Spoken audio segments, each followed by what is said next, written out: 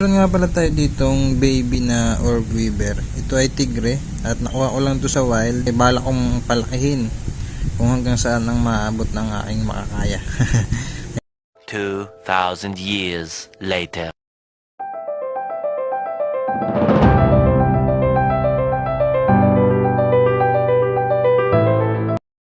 Ayun, at i-share ko na ito sa inyo yung actual look niya after niya nag-molt. Ayan, napakaganda na niya at napakahaba ng kanyang galamay, mga kabihog. Ayan, yung kanyang tala sa likod is kita pa naman. Ayan, yun, tigre yung kulay, mapula-pula yung mga ilalim ng kanyang galamay at yung ulo niya napakalaki.